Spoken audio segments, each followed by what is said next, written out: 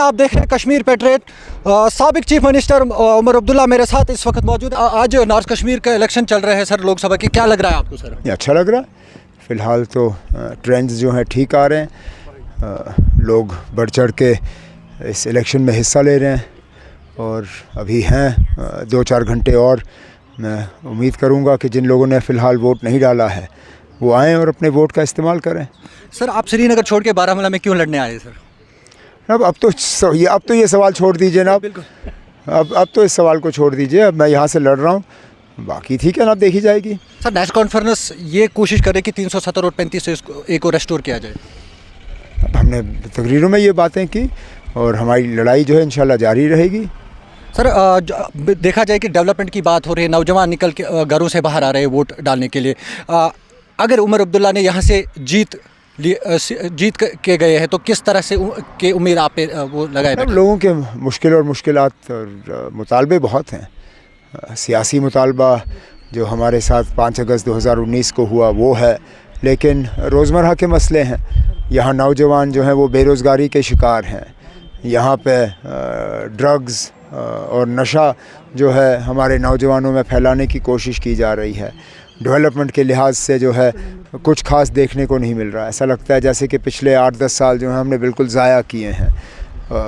बिजली के लिहाज से लोग परेशान हैं, राशन को लेके परेशान हैं। इन सब चीज़ों की बात जो है दिल्ली में करनी होगी। सर, बीजेपी ने तीनों निशस्तों पर कोई भी कैंडिडेट खड़ा नहीं किया है। नहीं किया है तो ये तो सवाल आपको उनसे करना होगा। सिंबल उनका नहीं है, उम्मीदवार हैं।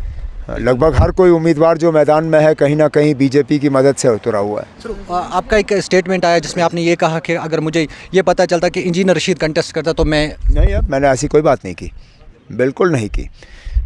मैंने ये ज़रूर कहा कि अगर इंजीनियर रशीद साहब इकलौते कश्मीर से कैदी होते और उनके इलेक्शन लड़ने से या जीतने से वो रिहा हो सकते थे तो ज़रूर हम इस पर गौर कर सकते थे।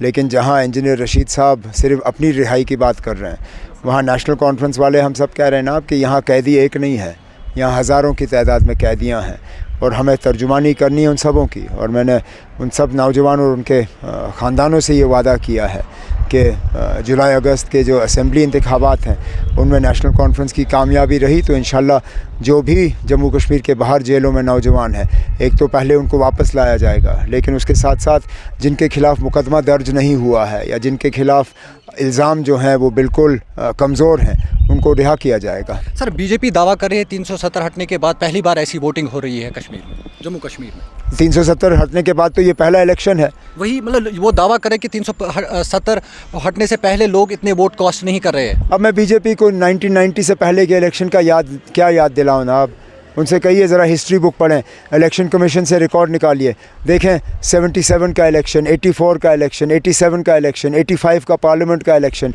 82 का असेंबली का इलेक्शन। ज़रा अपना रिकॉर्ड निकाल के देखें ना। आप ये मुकाबला कर रहे हैं 96 के साथ, 98 के साथ। उस वक्त तो हालात बहुत ज़्यादा ख़राब थे। मुकाबला अगर उनको करना है, नॉर्मलसी का वो दावा करते हैं, तो उनको मुकाबला उन इलेक्शनों से करना चाहिए जो 1990 से पहले हुए थे। लोगों के लिए क्या मैसेज रहेगी सर?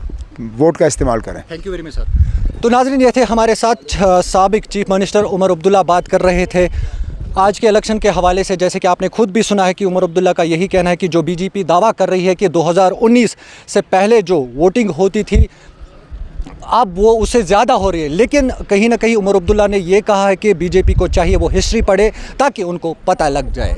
बहुत बहुत शुक्रिया हमारे साथ जुड़ने के लिए।